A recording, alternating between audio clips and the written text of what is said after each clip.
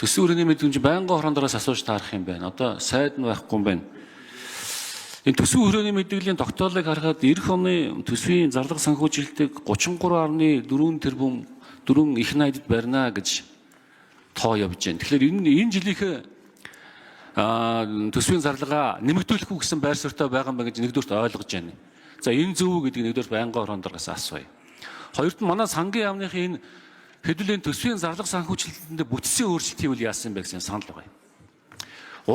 Төсвийн урсгал зардлаа бууруулад хөрөнгө оруулалтын зардлаа нэмэгч чиглэлээр ер нь та хэд маань энэ намар судалгаа шинжилгээ хийж ажлууд яасан юм бэ?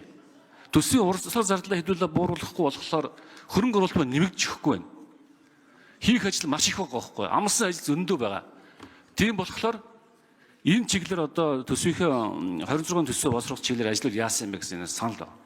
Тэгээд дээр нь засгийн газрын асуудал яригдаад нөгөө арчилснаа маань засгийн газраас гарах нь тодорхой болцсон юм чинь энэ яам энэ татан буулгаад төсвийн зардал энэ төр хэмж болохгүй юу? Одоо тэр яамгүй сайд мэдэр юу ихэвдээ хэцүү шүү дээ. Тийм биз дээ. Энэ олон шадар сайдын чир гэж байхгүй бах ер нь тэгээд энэ бүтц центрээс сомготоход энэ урсгал зардлаа бууруулах яасан гэсэн ийм зүгээр санал байна. За энийг одоо төсвийн байнгын хороондоор хариулахад хэцүү л байх. Зүгээр ямар ч байсан ийм санал байгаа шүү. За тэрийг та бүгд мань хариулж өгөөч. Нэгдүгээр төр төсвийн байнгын хороондоос ихний асуултыг хариулж өгөөч. Төсвийн урсгал зардлыг төсвийн одоо зарлага санхүүжилтийг 33.4-д барина гэж тооцоолж байгаа юм байна, тийм ээ. За хариулж өгөөч.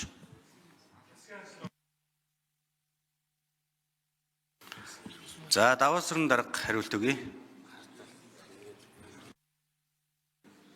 За гишүүдийнхээ энэ өдрийн амгалан гэрээ. Тэ алдар жавхлан гишүүний тэр төсвийн зардал ингээ буурах юм байна гэсэн асуулт байна. Тийм. Бууруулж байгаа юм байлээ. Одоо ч 35 их найд илүү байгаа. 34 их найд болгоо. Ер нь цаашдаа ингээд төсвийн зардал өсөлт хурцтай байсныг бас ер нь зогсоёо бууруулъя гэсэн ийм төлөвлөгөөтэй орж ирж байгаа юм байлээ. Энэ бол зөв. Үндсэндээ 2021 онд байсан 11 их найдын төсөв одоо 35 их найд болсон байгаа шүү дээ. 3 дахин өссөн. Энэ бол хэрэг төсвийн орлого, нүүрс, гол экспортын нэр төрлийн бүтээгдэхүүнүүдийн үн унсан үед бол маш өндөр эрсдлийг дагуулах байдлыг бий болгож байгаа. Тийм учраас цаашдаа бол одоо төсвийн зардлаа ингээ өсөхгүй явъя гэж. Яг өөрөө ч хэлээд байгаа тэр нэг төсвийн зардлыг бууруулахад ер нь бол бүтцийн өөрчлөлт шинжил хийж л бууруулах хэрэгтэй. Тэрнээс биш механикаар бүх салбарыг тийдгээд ингээд одоо шууд таналт хийж болохгүй. Инхээр эмнэлэг боловсрал хоёр, эрүүл мэндийн салбар боловсрал хоёр одоо хүнд нөхцөлд байдал үүсдэг. Ийм гашуун туршлага бидэнд бас бий. Өмнө одоо ингэж ийсэн. Тийм учраас ялангуяа энэ 3 дахин өссөн урсгал зардлыг хаана өсч үү, юунаас болж өсч үү гэдгийг л нэлээд наривчилж гаргаж ирмээр байна. Тийм ажлын хэсэг их хурал дээр булган туяа гишүүнээр ахлуулаад ингэж ажиллаж байгаа. За эндээс тодорхой дүгнэлтүүд орж ирэх бах. За яамдын тоог бууруулах асуудал бол уг нь болж чухлаа. Би бол ер нь төсөв өссөний бас нэг шалтгаан болвол олноор нь яам бий болсон бол салбараар нь одоо төсөв нэмэгдүүлж байгаа гэж ингэж ойлгож байгаа. Салбараар нь шүү дээ. Тийм учраас бол энэ төсвийн зардлыг бууруулах чиглэлд гол хийгдэх ажил бол бүтцийн өөрчлөлт шинжилт хийж бууруулах ёстой гэдэгтээ бол санал нэг байна. За жокийн алдар жавхлан гишүүн тодруулж сууя.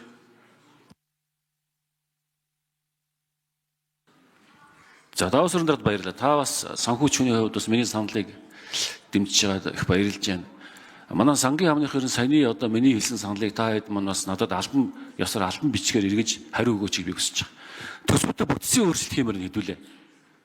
Маш том бүтцийн өөрчлөлт хийж шинжилгээ хийжээд төсвийн зарлага санхүүжилтийг аль талаас нь хасах уу? Яаж хөрөнгө оруулалтаа нэмэх чиглэлээр ажиллах уу гэдэг нь надад албан ёсоор энэ гамбат дарга байж байна.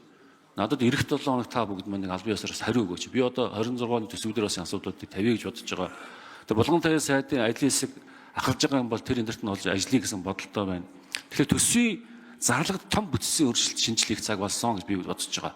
Даваасрын даргад бас санал дэмжиж байгаа талархал илэрхийлье. За баярлалаа.